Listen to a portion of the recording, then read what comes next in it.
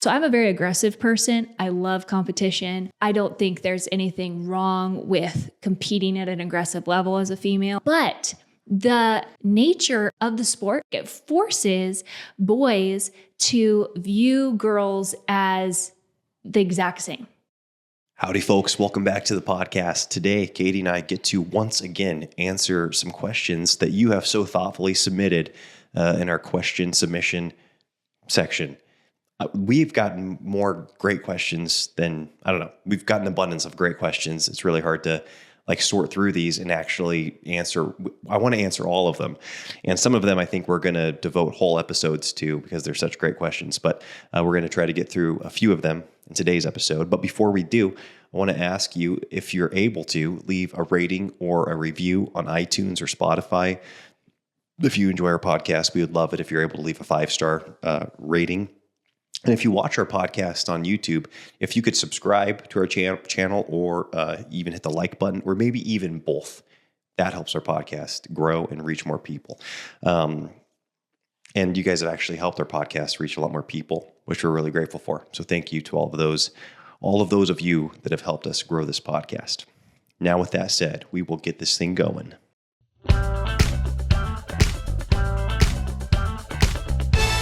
The Now That We're a Family podcast. Well, if you're on YouTube, you see that we are in a new place, and this is where we're going to stay, Lord willing, for a very long time. Yeah. So we do not have this room set up like a studio yet. Elisha got it,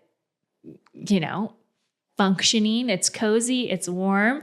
And we were just talking earlier how we're going to kind of design it, and we're excited about that. It's literally a blank canvas, but we are excited to have moved into our barn, and not just have moved into our barn, but kind of not be in the laundry room in our barn. Yeah. It's like all the equipment is actually where it might stay for months at a time and stay set up, because Elisha has been taking this down and setting this up twice a week, sometimes 3 times a week for almost a year now. Yeah, maybe we could do an update episode here in the future, just kind of talking about the last quarter, because it has been a wild, it's been a unique season for us. We had a baby in the midst of it. We were traveling around, moving around different dwellings. And and here we are, really actually settled at our new home, which we are so grateful for. Yeah, it's amazing. The kiddos are asleep, and it's exciting. Well, not that kiddo. Lyman. Yeah, exactly. I was just going to say, Lyman doesn't sound real asleep. All right. Real quick, before we jump into the questions, I did want to let you know that Voberg Music Academy, we've talked about this before. I just want to mention it one last time because the price will be increasing at the end. When is this podcast going up? Here in about a week, actually. The price for Voberg Music Academy will be going up. And so with the coupon below, you get 20% off our current price for as long as you're enrolled. And then... Well, it's just for the first 200. And that's almost out. Yeah, so really... People need to jump on that. Actually, by the time this episode airs, it might not be relevant anymore. That 200, we might have exceeded that or hit that. But anyways... If that link's still down there below, you get 20% off. If it's not there anymore, then you'll know, you don't get that. Either way, the price is going up. So even without that coupon, if you sign up today, you will be able to lock in that price for as long as you're enrolled in Voberg Music Academy. And so I highly encourage you to do that if you're looking at learning, or if any of your children are going to be learning piano, guitar, fiddle, mandolin, ukulele. Voberg Music Academy is, in my mind, just the premier online music learning experience. I know I love in-person lessons, but there are so many things that we get to offer at Voberg Music Academy that I never got to experience with in-person lessons. And again, I don't want to make this whole episode about Voberg Music Academy, but check the link below, sign up today, save on music lessons. Love it. Okay, so we've got some fun questions, Katie. So I'll start with, this is a fun one right here. I want to make sure actually here. Okay. I feel called to ministry. However, I do want to have children and provide sufficiently for them. Do you think it is appropriate for pastors to get paid in such a way where they can provide sufficiently for their home and for their children? Or do you think pastors should be bivocational, where they're working a job and, getting paid by the church maybe? That's a good question. What would you say? Nice. Oh, I'm going to throw that back at you. It is a great question. It's cool that you're called to ministry, and it's, so I will say this. I do think that pastors getting paid really should be discussed amongst their local congregation, the local elders, and really no one else. I always find it interesting when I'm hearing about somebody's, like some pastor's salary or what their speaking, rate is. And it's like some pastor that is in states away and people are freaking out about it. It's like what a pastor's getting paid at a church, at a local church in California, is their business. It's their congregation's business. And what our pastor's getting paid is, up to our elders who we appoint. And I think the congregation, it's cool that we're privy to that. And we just know, we know where the money's going. We know what it's for. And I think we all stand behind it.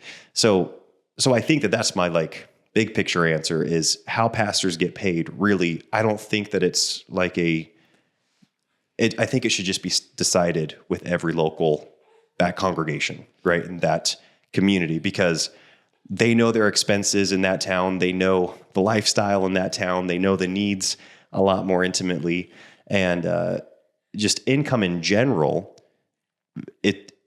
what's considered a lot of money in New York City is so different than in small town, Midwest, or even over here in places on the West Coast. And I think it's the same thing, obviously, with what pastors get paid. So it should really be decided at a local level. Okay, Elisha, that is, okay, I didn't know what you were going to say on this at all. And I think that's phenomenal. I've never heard anyone say that. And it makes so much sense because the congregation is the one who's paying for the pastor. They're the ones giving, right? And so if they're happy with their giving being allocated to this pastor, then everybody's happy. And someone 3 states away getting their nose bent out of shape is just kind of why? And I think this is funny because we did listen to this podcast where someone was talking about, well, you were listening to it months and months ago, and a discussion kind of on pastors. And I just came in on part of it. And it was, this guy was saying how disgusting, he used the word, how disgusting it was how much a certain pastor got paid. But then how much he got paid as a pastor, he thought was just very appropriate. And I'm I think that's so funny because maybe in another place in the country, or say another place in the world, like a third world country, they might think it's disgusting how much this pastor gets paid. And it's just, I don't know, it's something that's funny in ministry where everyone's budget is different in their brain of how someone who's in ministry should live. Yeah. And it's a big reason why we never want to go fully into ministry. I mean, if the Lord wants us, we would love to be his ministers, but we'd also love to have a business always going, because it's just people in your business is what you're inviting people into. Yeah. And I honestly think that being a pastor might be the hardest job in the world. I know that sounds like a trite statement. And I think that even if I would have said that 10 years ago, maybe I wouldn't have actually believed that. But you think of the hardest part of most jobs, it is the people that you're working with, or that you're working around, or that you're working for. And being a pastor it's only that, right? It's thankless. It's expected. It's all expected. And you're just dealing with people's problems, and you're it really is. It's got to be a calling. I think it's the hardest job in my mind, just with my personality and what I gravitate towards. It would be my least favorite job because of how hard it is. Do I love studying God's word? Absolutely. Would I enjoy preaching? Potentially, if I grew in that craft and grew in that skill. But I feel like that's such a small part of being a pastor. It's crucial that they know the word and that they study the word, rigorously, and that I think they should be an effective preacher and communicator. But the pastoring part of being a pastor, that shepherding role. Yeah, boy, I do not envy that. And then one more thing before we move on. The whole bivocational thing or wanting to earn more money, I think that's totally appropriate too. I know one of my pastors growing up had a business that he had originally because the church could not support him fully. And so he worked the business, and then the church kept supporting him. And then it's like, I don't know if the church was supporting him fully. Like, what does that mean? Right. I get it. You are working for the people that are, paying for your salary. But if you're fulfilling the requirements at that position and you've got extra time, or you're able to invest your money wisely or have a side hustle, again, I'm Mr. Entrepreneur here. So I'm all about the side hustles and, getting your money to work for you, or getting a rental house, we were just talking to your cousin, and, he's in ministry and he's also entrepreneurial in his mindset, and he's got investments, and many pastors I look up to. Well, and this is the other thing too, apart from the pastor that you've been pastored by or that are maybe in your communities, if you know of other pastors around the country, it's probably because they write books, or it's probably because they're on the radio, or it's probably because they have a podcast. And so I do think that is another great way. If you're in the business of studying God's word, communicating God's truth, discipling people, and you're already writing and preparing, kind of using that as not using that, like, I guess, giving that a multi-purpose, where you're using it for your congregation and also put it in the book format to just kind of serve the greater church, I think is another great way to bring in additional revenue. Again, I'm not in ministry. That's just my hot take on the spot. I love it. I think that's a fantastic hot take. All right. It's Okay. true. It's weird how everybody feels like they should have an opinion on how much a pastor's making and what's appropriate and what's not.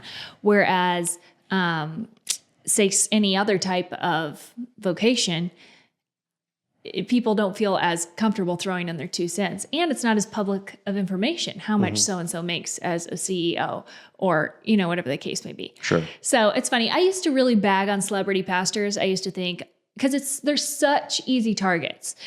Anyone in the public eye is such an easy target. And obviously I'm taking this to the extreme here, talking about celebrity pastors, but it's just kind of, even with that, I think we just need to tread lightly to encourage the body of Christ, to encourage God's word going out. If we have theological differences or something like that, being comfortable sharing our differences.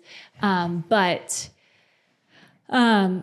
just judging someone based off how much money they make, I never think is such a Christian thing to do. To be honest, it's such a petty Christian thing to do. And it's not what we should be known for as Christians, is judging other Christians on their income. The Lord knows the fruits of that person, and he knows their heart. And we can discuss things on a doctrinal level and things like that. But on the financial side, I just think it's not, like you said, it's not our business. It's the congregation's business and the elders and the leadership at the church. Right. And it's up to them to handle it. I agree. Because it's like, what you might be, you going back to that podcast I was listening to where they were disgusted by a pastor's salary and then they justified their own. I guarantee you their own salary was way more than what somebody listening thought it should be.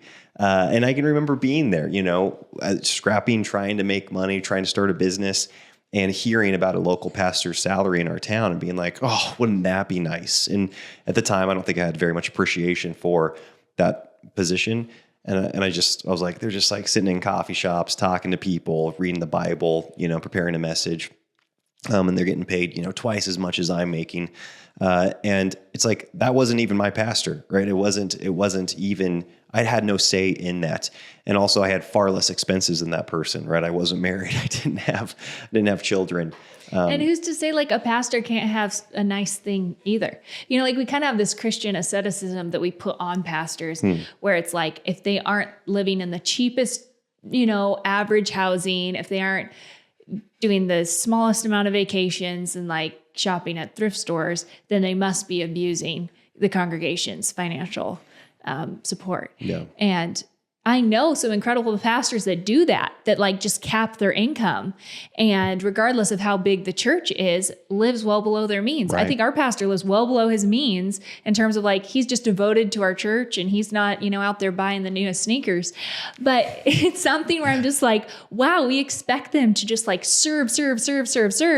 And then also be just above the poverty line. And that's where the holy standard is. And I'm just kind of like, wow, we really just expect a lot from our pastors. Yeah, I agree. And I think the concern is that you don't want them to be in it for the money. Exactly. You don't want to go into ministry for the money, but you also, one of my pastors always used to say, he's like, you couldn't pay me enough to not be a pastor.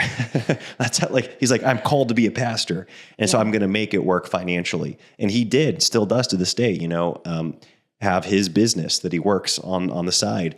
And he's able at different times to get supported by churches for pastoring. But I think the concern is like, well, of course you don't want somebody to be going into it for the money, but that's again, up to the local congregation to use that discernment. Okay, we can't decide across the country or states away or countries away whether or not somebody's in it for the money. It's like, hey, hopefully there's leadership in that local body that's got clarity. They go through an interview process. They go through a vetting process. They seek the Lord on it and they bring this person in at this income, for this income or whatever it may be. And yeah, of course. So anyways, I guess those are the concerns that people get into it for the money. Okay, good. Next question. Yes. All right. Do you subscribe to Above Rubies or Trim Healthy Mama philosophies? This is fun. What a big concept, like philosophies. Because there's so many. There are quite a few in the Above Rubies and Trim Healthy Mama world. So, I'll take Trim Healthy Mama because it's easier. And I think there's some fantastic things that work with Trim Healthy Mama. It works for a lot of people. I've read the book a couple times and took some aspects from it. And because I'm just the kind of person that really likes, I'll put in air quotes, but like real food. Like I like eating my carbs with my fats and I like eating like honey and maple syrup over like different sweeteners and stuff like that. And so I still think you can apply their method without all the extras, but I feel like that's where it's probably the most fun because you make, your unique desserts and all your things. And it's kind of a lifestyle. You have to really get into it. And I wasn't able to buy into the whole lifestyle, if that makes sense. I do think it definitely works. And it is sustainable if you do it the right way. I know of a lot of people, like seriously, a lot of people in my circle who have used this and it's been a decade and they're able to maintain a healthy weight and they love it. So I have nothing bad to say about it. It wasn't for me, but I think it's great. And then in terms of like Above Ruby's philosophies, I love Nancy's heart on motherhood. She loves motherhood. She loves, I believe she views children how God views children, or, closer than a lot of people do.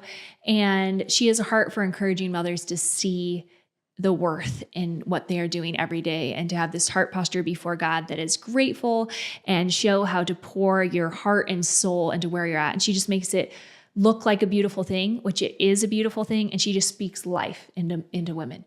So I think that's fantastic. Like anyone who's opinionated, I have the opinionated, there are the opinions that I'm like, yes, thank you for taking a hard stance on that. And then sometimes she'll take a hard stance on something else. And I'm like, what? I totally disagree with you. And I agree and disagree just as aggressively because she's just as aggressive in sharing these thoughts and these philosophies. And so I love it. I feel like you need to take what you can take and what you feel is applicable and let the Lord speak to your heart. And also, I don't think you need to feel condemned if you don't agree with everything Nancy shares. She's not the Bible. She's sharing her take on the Bible. And often she applies verses in a loose way that's not necessarily contextual, but is just kind of, I don't know, how would you say it? Like, we do that on the podcast too like sometimes, and it kills me. It's like that whole eisegesis versus exegesis. It's kind of like, well, this is a nice sentiment for this. And then you go and you read the verse in context and you're like, okay, that's not what it means at all. But it gets this heart across that I do think is biblical. And so I do love her work. I've been very, very encouraged. And I don't sweat the parts that I disagree with.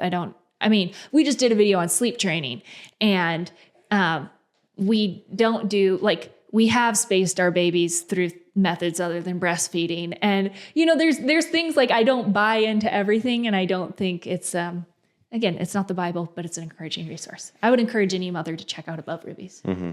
Yeah, that's, I think it's one of those things. Every time I talk to someone, because Above Rubies, Nancy Campbell, Trim Healthy Mama, I grew up around the Nancy Campbell materials, right? My mother and my sisters being aware of those things, and just kind of our circle. Obviously, Trim Healthy Mama came later, but I do feel like it is just polarizing, right? People come back from one of her conferences, and they either love it or they hate it almost consistently, right? Mm-hmm. And even the people that hate it, I feel like, go back because they are around the type of people that they actually do align with, which is interesting, where they're thinking like, I like the general attitude towards motherhood that's here at this place, but what's being taught, it kind of, seems a little aggressive or abrasive, or dogmatic. And I think you and I have always gravitated towards people that are, even prior to being married, that are controversial, and I think, I don't know if everybody can do this, but people that say things so directly, when you align with it, you're like, awesome. And then I think when those same people say things that are strongly opposed to something that you believe, it's not fun, but I also think that we can appreciate the other things that they say. Would you agree? I think you have to realize it comes with the territory. Like, sometimes you'll be like, this person's in my corner and they're saying all the things I wish they could say. And then they say something we disagree with and we're like, whoa, I hate this person. I'm never listening to them again. And it's like, well, that's just what comes with the territory. Like, they're willing to say the things no one else is willing to say. Mm-hmm. And so, that's going to rub some people. Like, that's like anyone who I agree with that I think is out there, like championing a subject. Yes. I assume I will strongly disagree with on some points. Right. Yeah. Me like too. Literally, I can think through these different names, like Bodhi Bakum or, Nancy Campbell's one of them. I don't want this to get any more polarizing than it is already, but there's just a lot of names out there where I'm like, I totally feel they're my champion in terms of what they're preaching on one side, and I totally disagree with them on a couple points. Yes. It comes with the territory. It does. Yeah, absolutely. Good answer. Great answer. Okay. Here's another one. I've heard you mention that Elisha does Jiu Jitsu along with your boys. How do you feel about some of the mystic and religious backgrounds of martial arts? And do you think it's appropriate for girls to be involved in Jiu Jitsu or just martial arts in general? Okay, well, I'm so glad you asked. I have thought about this a lot. Okay. Actually. And so I'm going to just, you want to talk about the mystic side? What do you think about that? I haven't heard about that as much as I have with like karate or taekwondo or anything like that. Is there like meditation in jiu-jitsu or? I don't. So, you actually just mentioned Bodhi Bakum. I'm basic because Bodhi Bakum trains jiu-jitsu and he does it with his sons. And I can remember hearing him say that the reason he got into jiu-jitsu was because he studied the different martial arts and he discovered that jiu-jitsu had the least religious like strings attached to it. It was truly just kind of a, combative art form. I have seriously no clue on the other art forms, and I don't have any clue on even the origins as far as the religious. I know it, originated in Japan, got popularized in Brazil, was brought to America. Obviously, you've known about the Gracies for forever. Uncle Wade, has just been a practitioner of jiu-jitsu since feels like forever, long before it was popular. Your brother Baylor was practicing jiu-jitsu long before it like really had this rise in popularity. I have to brag about Baylor because what's his belt level? He's a brown belt. He's a brown belt. Yeah. So my brother's pretty into it. Yeah. He has major joint issues. So can't say I'm a proponent of everyone becoming, I don't know if he would say that's jujitsu, but I say it's jujitsu. Yeah.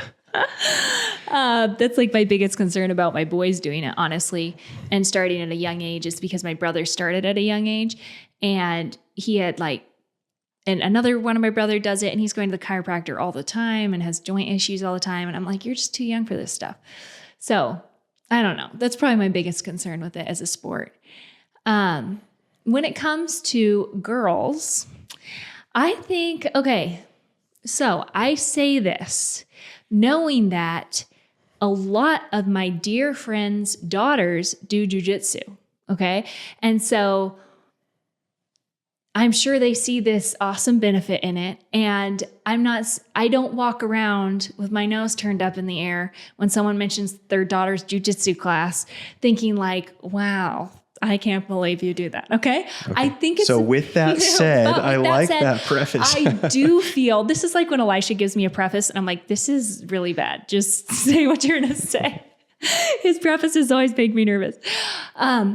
But I cannot help but have strong opinions when it comes to this because I do. And I think it's one of those sports that became a sport and kind of got grandfathered in with soccer and volleyball and like all these co-ed sports. So I do think a lot of people go into it just being like, oh, my son's taking classes. I'll throw my daughter in there too. It makes a lot of sense. We thought through it with Lucy, kind of like, okay, would this be helpful for her to, learn some self-defense and stuff like that. But here's my take on it. Okay. I really feel like it is feeding into on a very basic level, not overtly, but into gender confusion. Okay. In terms of how genders treat each other. And I wouldn't say gender confusion in terms of all this weird transitioning stuff or all that, but in blurring the lines between masculinity and femininity. And there's a lot of sports. So I'm a very aggressive person. I love competition. I don't think there's anything wrong with competing at an aggressive level as a female or anything like that. I know some people would disagree with even that. But I think you can be totally feminine and be aggressive in sports. But the nature of the contact of the sport, I think makes this different to me than say if Lucy and Leon played on a soccer team together or something like that. And that's because I feel like it forces boys to view girls as the exact same. So there's two sides. There's two things that can happen. One, little boys grow up just viewing these little girls as someone to conquer and attack in a wrestling situation. And I feel like that isn't what I want our boys to do. I want them to be gentlemanly. We don't allow Lucy to wrestle with the boys, not because she can't take some of them, but because we want them to have this mindset of she's a lady. I protect her. I open the door for her. I take care of her. I don't wrestle with her, okay? And just like turn that side of my brain off of chivalry and just and wrestle her. The other thing is if they do, if a man at some point, I get these are like little kids, but at some point, if a man is wrestling with a woman and is viewing her as a woman in that context, it is kind of awkward that way too, okay? It's like, that's what I do with my husband. Like, I don't want Elisha when he's grappling, which has happened, obviously, he has grappled with women, I don't want him viewing her as he views me, right? In these close physical, interactions. So you kind of have to override that in your brain and just treat a woman basically as you would treat anyone else. And it makes people, again, I'm struggling with the words on this, but like, what do you call it when they say like, when you're dressing, like when girls wear like big jeans and like, like this probably, you know what I'm saying? It's called there's a term when they're for butch, it. No. But there's a term for it where you basically dress like in boyfriend jeans or a t-shirt. It can be a really trendy way for a girl to dress, but it is not gender neutral, maybe. Like asexual? Asexual. Okay. Maybe that's it. I don't know what the term is. So that's not helpful. Well, what would you say on this? Well, I'll just, ask some follow-up questions because that was good. That was interesting. How would you contrast? Because I think there is a difference, but I'm curious as to what you would say the difference is between Jiu Jitsu versus some of the martial arts you've done that are kind of, I don't know, that wasn't like officially Krav Maga, but it was kind of. It's called hand-to-hand combat. It's what they teach in the military. Okay, there you go. That's what I was told by my instructor. Yeah, I think it was his own kind of original little concoction of something. And how do you feel about that? One, do you stand by that? Again, that was a couple years ago, and you loved it. You got really into it, and you wore the badges, and you ranked up and stuff. Oh yeah. Do you think that was appropriate? Would you encourage that? Would you do that again, or encourage your daughter to do that? And if so, how is that different than jiu-jitsu? Yeah, that's a great question. And I think as a woman in that, this was self-defense. So self-defense classes. And I have to say that if you're a woman and you meet this guy on the street, your jujitsu is not the right thing to go for, okay? You go for like the eyes and the crotch and run away and scream. You aren't like, here, let me put you in a Kimura, okay? Because unless this guy is a literal marshmallow that's sitting and it doesn't know anything, I don't know. If he's like being predatory towards you, you aren't going, he has enough testosterone, you aren't going to win the fight, okay? Unless maybe you're like a double diamond black belt or whatever they call them in jiu-jitsu.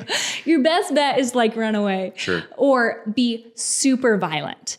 And so I'm not against women learning self-defense. Like we went to a knife fighting class on our anniversary. Yeah, our anniversary. So I love this type of stuff. But it was very aggressive in this form of hand-to-hand combat. And again, it was hand-to-hand combat.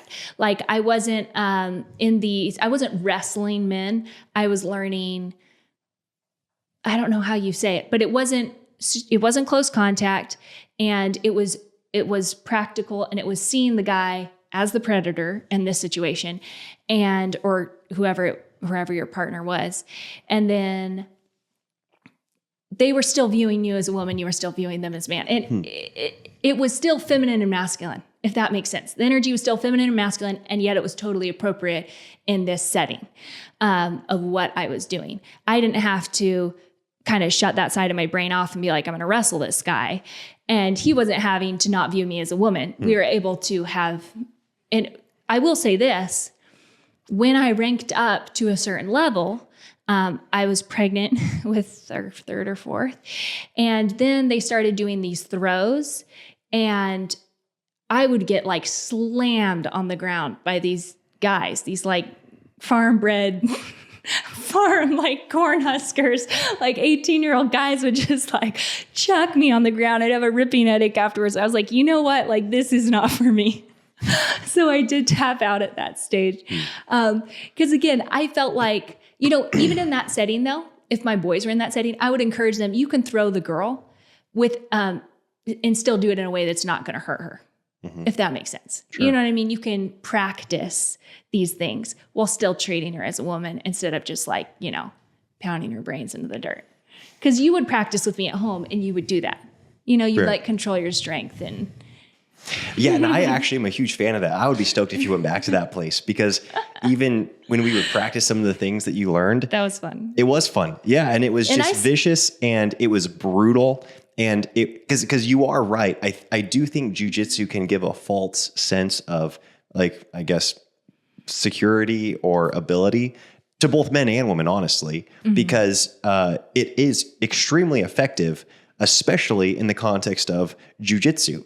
But like if somebody's smashing you over the head with a brick, like the Kimura's, like not going to do you much good.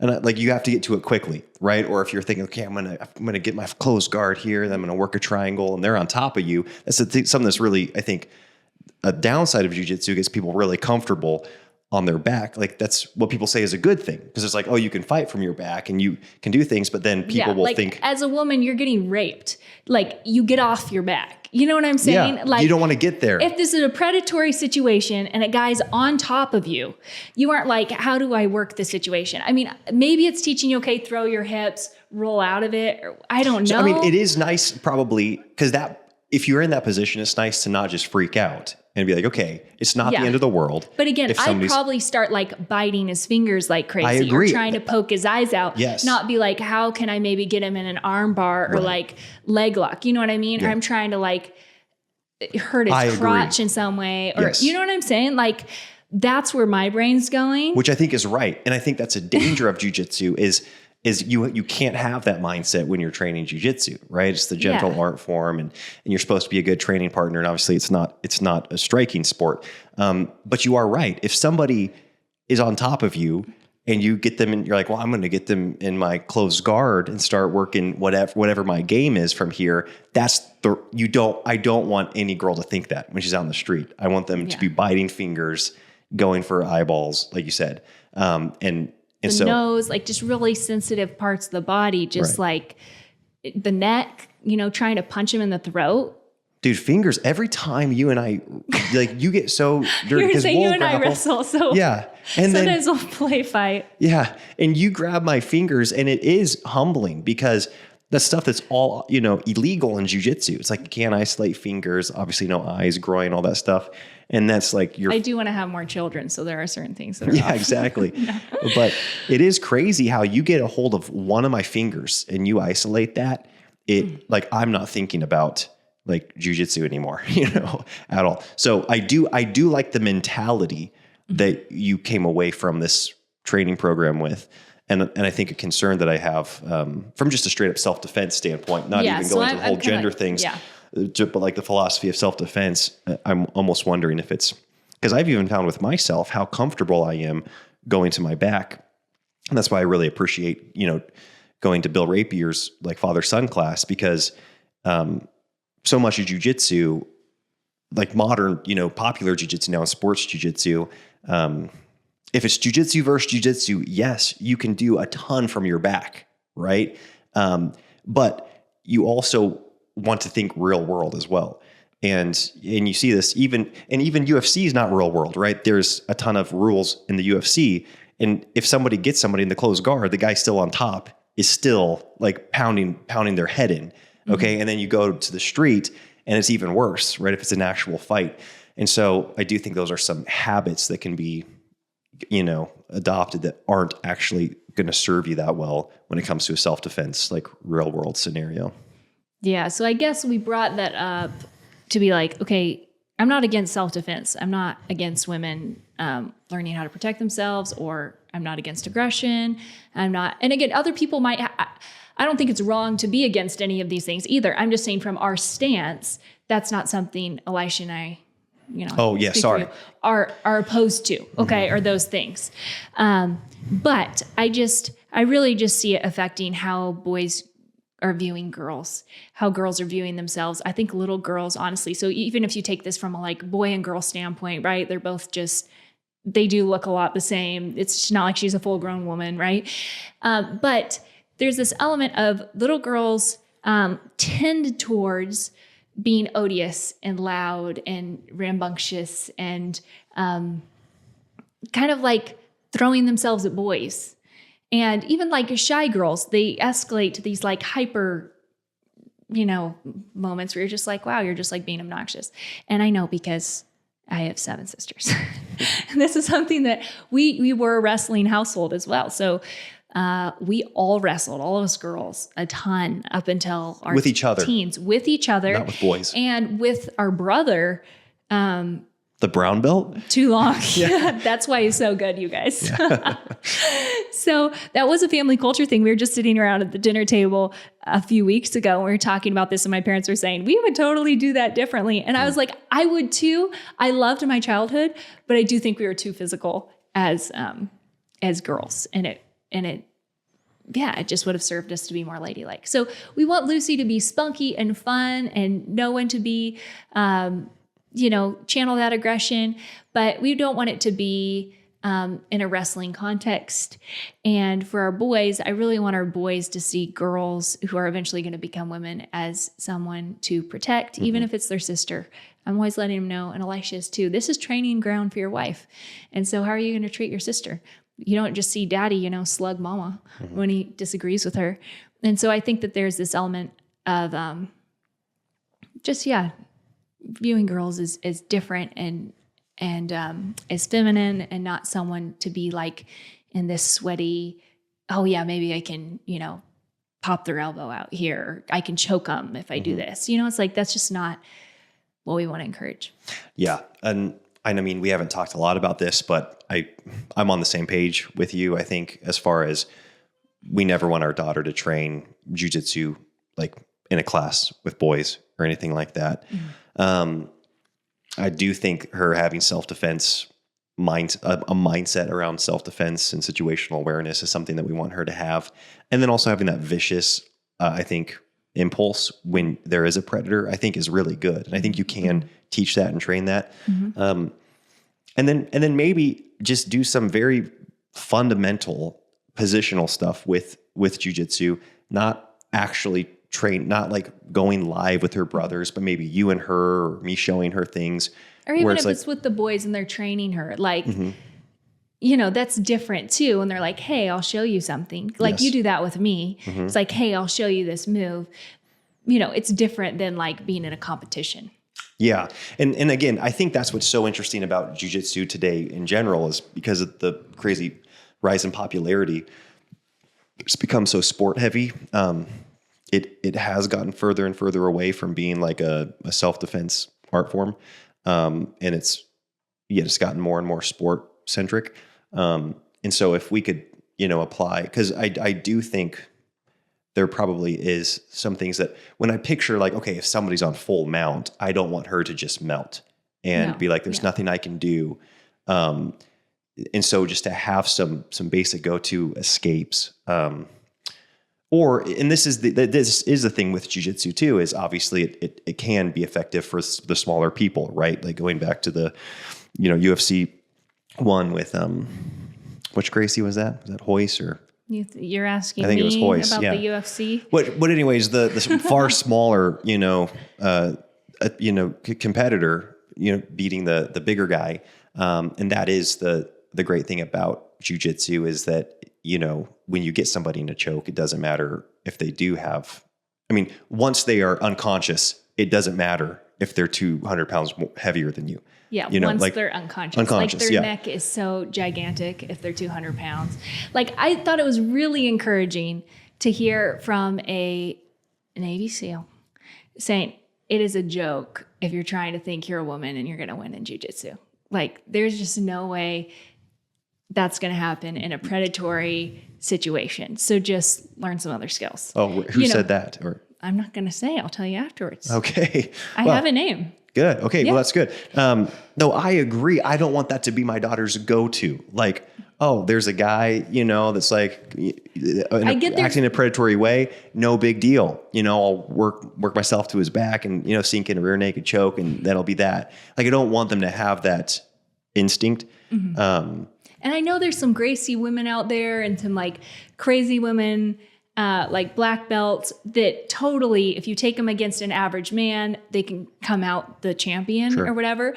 But that's not something that our daughter's going to devote her life to. Right. And so, there's exceptions to every rule, but you can get a lot further. Like if your goal is getting out of a predatory situation, you can spend a lot less hours and have a lot more success.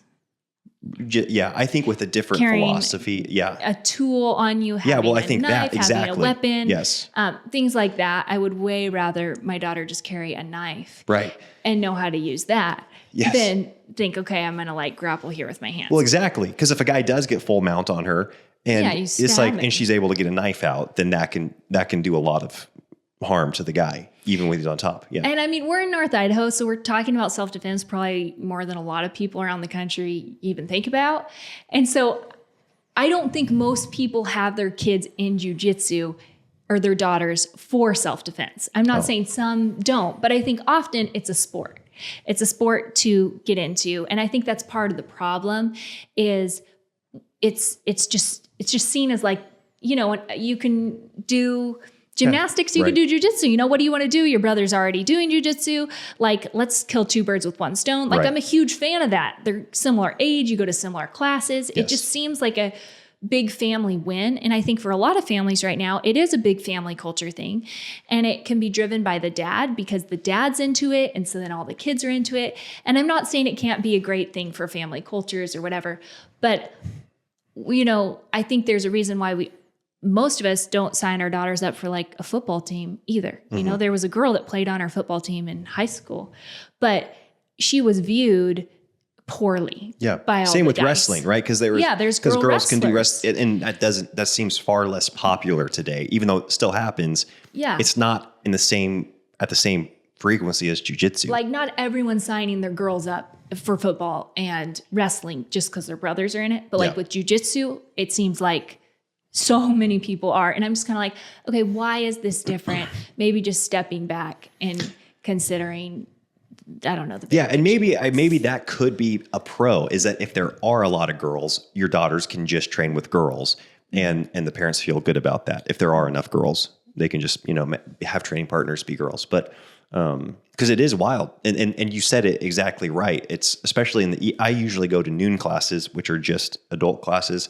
But when the times that I hit evening classes, all those are scheduled where it's like, the kids class and then the adults class, or the adults class, then the kids class. And they all come together as a family. So on one hand, you're like, this is awesome because they can all be here. And, a lot of the parents are usually helping out at the kids class. But I totally agree with you from just a worldview standpoint. I don't want my boys to be training with girls in a combative manner, right? I want them to be like, no, I'm training to protect women, not compete with them. And then also I don't want my daughter to be in that situation in a training sense with that close type grappling kind of the sport aspect of it. Yeah. So anyways, that's just kind of where we're at with our kiddos. I don't really see it benefiting either one of them. But if that's something that's like such a big part of your family culture and you love it and it's been really bonding and you're just like, we're going to keep doing this, maybe just even considering talking with your kids about it. Just being like, hey, I know we do this as a sport, but talking through how we treat women and how we view men and that respect. And, basically like counterbalancing that Sure. Yeah. maybe. And because I will say this, I do see a lot of little boys that I'm around view their sisters in a way that I don't want our boys viewing their sisters, because they do spend so much time wrestling her. And I'm just kind of like, I think that's a bummer. And it's the same way with little girls that become very aggressive because this is something that they're doing all the time. I think that's a bummer too, So anyways, it's just something to consider and maybe be on the lookout for. But again, I know there's a lot of families we know and love that do this, but that's just our stance on that. Nice. Well, let's call it there. Okay. We'll wrap it up. Okay. Well, Folks, thank you all for listening. Bye-bye. bye.